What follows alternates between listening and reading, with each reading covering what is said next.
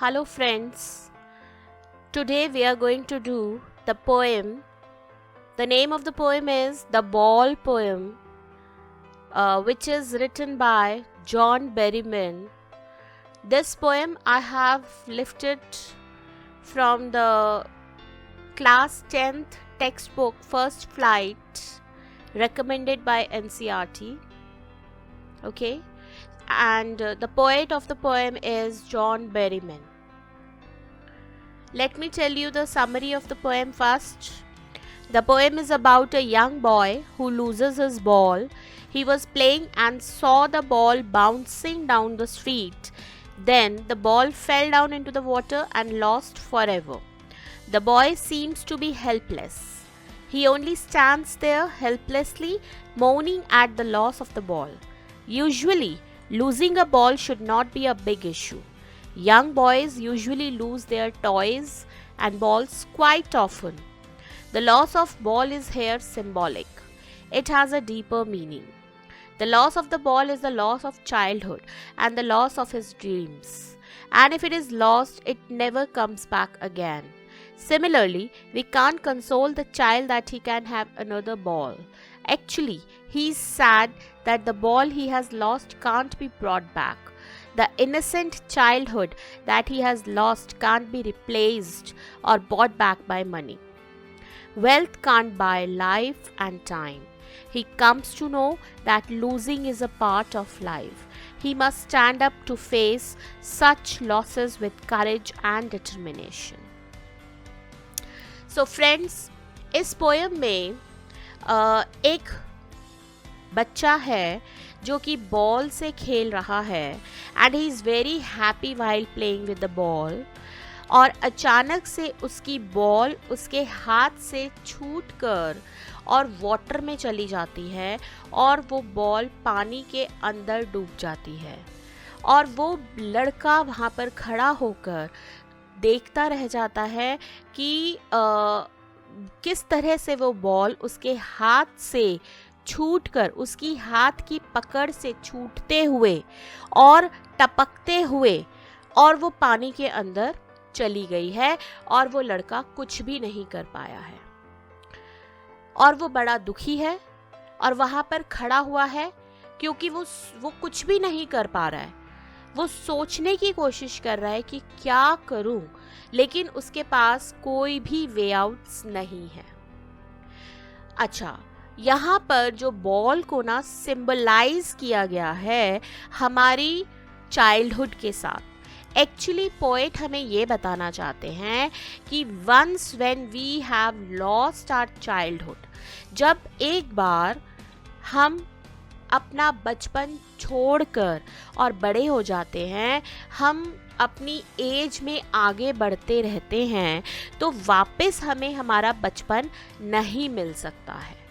Poet हमें इस poem के माध्यम से यही बताना चाहते हैं कि once the childhood is gone can never be replaced. दोबारा से हमें नहीं मिल सकता है, क्योंकि चाइल्डहुड जो है वो हमारी लाइफ का सबसे ही ज़्यादा गोल्डन पीरियड ऑफ लाइफ होता है, क्योंकि उसमें जो बहुत सारी यादें होती हैं, हमारे पेरेंट्स हमें प्यार करते हैं, हमारे दोस्त हमारे साथ खेलते हैं, हम धीरे धीरे बड़े होते हैं और हमारी इनोसेंस होती है।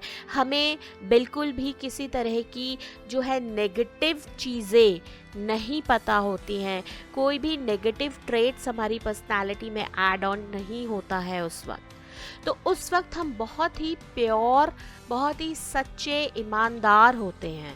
तो इसलिए वो जो चाइल्डहुड होता है ना, that can't be replaced with anything else in our life. तो यहाँ पर पोएट ये बोलना चाहते हैं कि जिस तरह से हम अपनी इनोसेंट चाइल्डहुड को खो देते हैं, हमारे सामने हमारी चाइल्डहुड हमसे खोती चली जाती है और हम कुछ भी नहीं कर सकते हैं। जिस तरह से उस बच्चे की बॉल उसके सामने से चली गई, उसके हाथ से निकलकर, इसी तरह से हमारा जो बचपन है वो भी हमारे हाथ से छूटकर निकलता जाता है और हम उसे दोबारा नहीं पकड़ सकते हैं। क्योंकि ये जो बचपन है ना, ये हम दोबारा किसी चीज़ से रिप्लेस नहीं कर सकते हैं, ना ही किसी तरह की वेल्थ उसको खरीद सकती है। सो यहाँ पर इस बच्चे को ये सीखना चाहिए कि अगर उसके हाथ से वो बॉल जा चुकी है तो वो बॉल दोबारा वापस उसके पास नहीं आ सकती है, और उसे जो वो लॉस उसका हुआ है उस बॉल का, उसे बेयर करना है, उसे उस लॉस को फेस करना पड़ेगा, उसे उस लॉस को बर्दाश्त करना पड़ेगा विद करेज, हिम्मत के साथ, एंड डिटर्मिनेशन, एक निश्चयता के साथ उस लॉस को बेयर करने की एक क्षमता उस बच्चे में होनी चाहिए। सो आप पूरी पोयम में जो बॉल है, पोएट ने जो बॉल बोला है, उस बॉल को सिंबलाइज करेंगे अपनी चाइल्डहुड के साथ। Okay, Coming to the stanza 1. What is the boy now who lost his ball? What is he to? I saw it go merrily bouncing down the street and then merrily over. There it is in the water. In the stanza, the poet sees a boy playing with a ball. Then the boy loses his ball. The poet asks, what should the boy be feeling now? He asks, what will the boy do now? He saw the ball bouncing merrily and going down the street, and now in the same way it has fallen into the water and lost forever. सो इस stanza में poet ये बताना चाहते हैं कि boy जो है वो अपनी बॉल को खो चुका है, और अब वो वहाँ पर खड़ा हुआ है और वो सोच रहा है उसे क्या करना है, उसे क्या करना चाहिए। क्योंकि पोएट कह रहे हैं कि मैंने उस बॉल को, उस बच्चे को उस बॉल को खोते हुए देखा है, मेरे सामने वो बॉल जो है वो बाउंस करते हुए, स्ट्रीट्स के ऊपर से बाउंस करते हुए, merrily means very easily, bounce करते हुए वो पानी के अंदर जा चुकी है। और वो बच्चा जो है वो वहाँ पर खड़ा हुआ है, वो क्या फील कर रहा है और वो अब इसके लिए क्या कर सकता है, क्योंकि छोटा बच्चा है, बॉल के साथ वो खेल रहा था, उस बॉल के साथ उसकी अटैचमेंट हो गई थी, लेकिन अचानक से उस बॉल के चले जाने से वो बच्चा अचानक ही डिटैचमेंट नहीं ला सकता है, क्योंकि बच्चों में जो है वो सडन इमोशंस नहीं आते हैं। एक अटैचमेंट को डिटैचमेंट में चेंज करना is very difficult for the boy. Second stanza. No use to say, oh, there are other balls. An ultimate shaking grief fixes the boy as he stands rigid, trembling, staring down all his young days into the harbor where his ball went.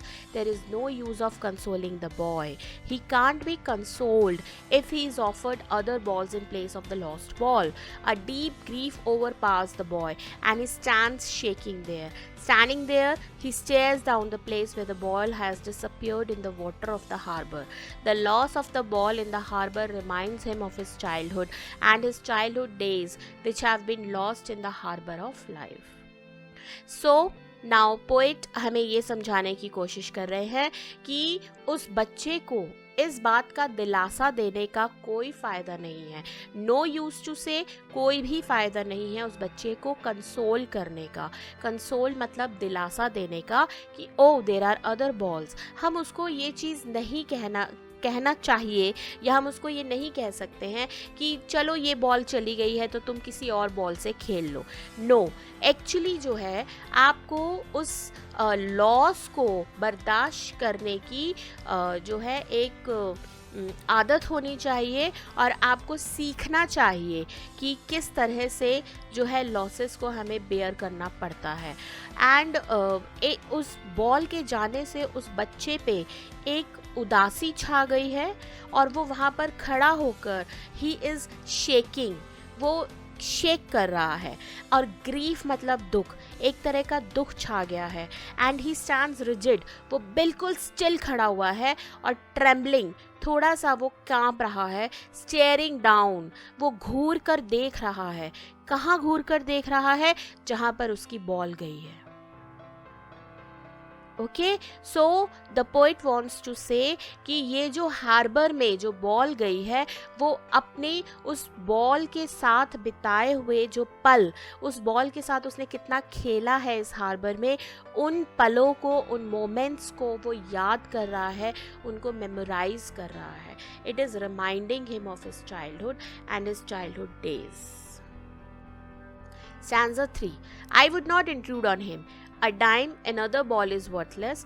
Now he senses first responsibility in a world of possessions. The poet doesn't want to console the boy. He will not tell the boy that the ball he has lost costs almost nothing. He will not console him by saying that he can buy another ball quite easily. Now good sense prevails over the boy. He knows that in this world people are always running off after owning things. He realizes what is his first responsibility in such a world. Poet कहते हैं कि मैं उस बच्चे को console कर सकता हूँ, लेकिन मैं नहीं करना चाहता. मैं उस बच्चे को ये नहीं बोल सकता कि उस बॉल की तो कोई कॉस्ट ही नहीं है, तुम पैसे लेकर तुम कोई और भी बॉल खरीद सकते हो. मैं उसको इस बात के साथ कंसोल नहीं कर सकता, हालांकि ये बहुत ज़्यादा ईजी है. ओके, तो पोएट कह रहे हैं कि I would not intrude on him. मैं उसको बिल्कुल भी कंसोल नहीं करना चाहता ये कहकर कि ये जो बॉल थी ये वर्थलेस थी, उसको सीखना चाहिए. एक्चुअली पोएट चाहते हैं कि उसके अंदर गुड सेंसेस आनी चाहिए, उसको सीखना चाहिए कि इस दुनिया में जहाँ पर लोग सिर्फ चीज़ों को ओन करने के लिए, सिर्फ हर एक चीज़ को पाने के लिए चीज़ों के पीछे भाग रहे हैं, वहाँ पर उसको सीखना चाहिए कि हमें किस तरह से किसी चीज़ को संभाल कर रखना है. तो उस बच्चे को ये सीखना चाहिए कि what is his first responsibility. So अगर हम इसका सिंबॉलिक मीनिंग देखते हैं, तो अगर हमारा चाइल्डहुड एक बार हमसे छिन जाता है, हमसे छूट जाता है, तो हमें उस चीज़ को मिस नहीं करना चाहिए. हमें उस वक्त, उस मोमेंट पे देखना चाहिए कि हमारी उस वक्त क्या फर्स्ट रिस्पॉन्सिबिलिटी है. People will take balls. Balls will be lost always, little boy, and no one buys a ball back. Money is external. Buying and losing continues throughout our life. People will always buy such balls, and the balls they buy will continue to be lost. Money is totally external to our inner feelings. Money can't compensate our emotional losses. Similarly, the childhood that we have lost forever can't be brought back by money. Poet कहना चाहते हैं कि इस दुनिया में buying और losing जो है वो कंटिन्यूसली चलती है हमारी लाइफ टाइम. और लोग जो हैं बहुत सारी बॉल्स खरीदते हैं, और बॉल्स जो है वो खरीदने पर दोबारा से मिल जाती है, लेकिन मिलने के बाद वो दोबारा खो जाती है. तो मनी जो है, money is external. Money is external का मतलब है कि मनी जो है वो कुछ भी नहीं है, वो हमारी फीलिंग्स से परे है. मनी हमारी इनर फीलिंग्स को नहीं खरीद सकती है. Money can't compensate our emotional losses. Money हमारे इमोशनल लॉसेस को भी कंपनसेट नहीं कर सकते हैं. आप यहाँ पर समझ सकते हैं जिस तरह से बच्चे की बॉल जो है वो खो गई है, तो वो खुशी उसको वापस दूसरी बॉल के आने पर नहीं मिलेगी जितनी उसको उसी बॉल के आने पर मिलेगी. हालांकि वो मनी से दूसरी बॉल खरीद सकता है, लेकिन क्या उसकी इमोशनल लॉसेस जो उसके हुआ है उस बॉल के साथ, क्या वो वापस आ सकता है? इसी तरह से हम इसका सिंबॉलिक मीनिंग देख सकते हैं कि जैसे हमारा चाइल्डहुड एक बार हम लोगों से छूट जाता है, तो क्या वो किसी भी तरह का दोबारा जो हम खुशियाँ, बड़े होने के साथ साथ हमें कितनी खुशियाँ मिलती हैं, बहुत सारी चीज़ें हमें मिल जाती है, हम अपनी लाइफ में अपना गोल, टारगेट अचीव कर लेते हैं, लेकिन जो हमारे इनर फीलिंग्स हैं हमारी चाइल्डहुड को लेकर, जो हमारे इमोशनल लॉसेस हैं हमारी चाइल्डहुड को लेकर, क्या वो पूरा कर सकती है ये चीज़ें? नहीं. सो जिस तरह से उस बच्चे को उसी बॉल की ज़रूरत है, उसी बॉल से उसकी इमोशनल लॉसेस पूरी हो सकती हैं, नई बॉल से नहीं हो सकती। इसी तरह से हम इंसानों के भी किसी भी एज में कितना भी कुछ अचीव कर लेने पर वो इमोशनल लॉसेस पूरे नहीं हो सकते हैं जो हमारी चाइल्डहुड के वापस आने पर हो सकते हैं। Last stanza. He is learning well behind his desperate eyes the epistemology of laws, how to stand up, knowing what every man must one day know, and most know many days how to stand up. Okay, the poet says that the boy with his hopeless eyes is learning what it means to lose something. He has to learn how to come over the loss and stand up over again in life. He must learn how to bear the pangs of his childhood. He has to move ahead in life, forgetting the loss of childhood. The poet wants to say कि जो बच्चा है वो सीख रहा है, वो अपनी डेस्परेट आइज़ के पीछे से वो खड़ा होकर वो सीख रहा है कि कैसा लगता है जब हम किसी चीज़ को लूज़ करते हैं, जब हम किसी चीज़ को खोते हैं।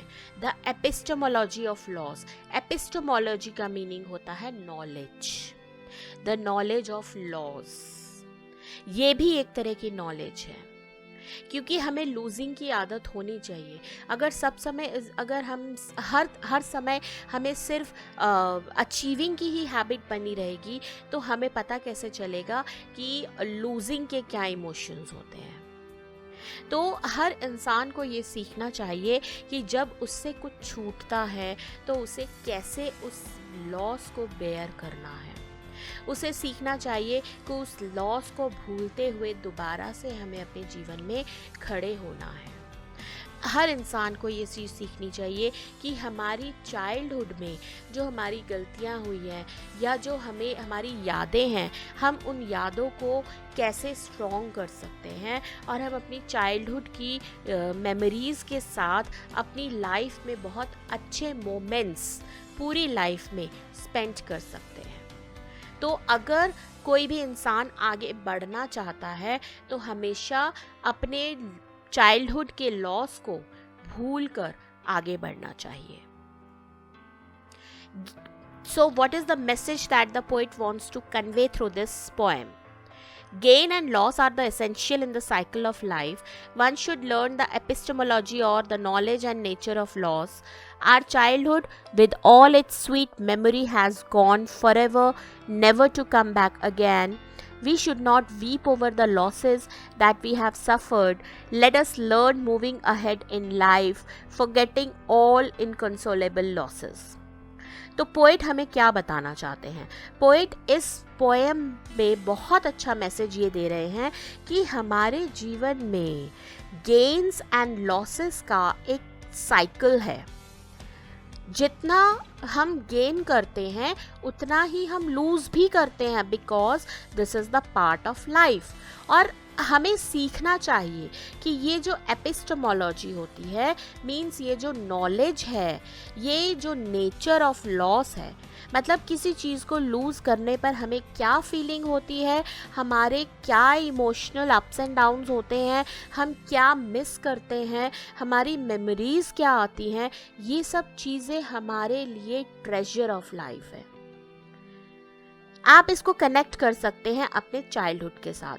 हमारी चाइल्डहुड में हमारे पास बहुत सारी स्वीट मेमोरीज़ होती हैं जो दोबारा हमारी लाइफ में नहीं आ सकती हैं, लेकिन हमें उसके लिए रोना नहीं है, हमें उन लॉसेस के लिए रिपेंट नहीं करना है, हमें उनको भूलते हुए आगे बढ़ना है। We should move ahead in our life, forgetting all inconsolable losses. That's it. Thank you.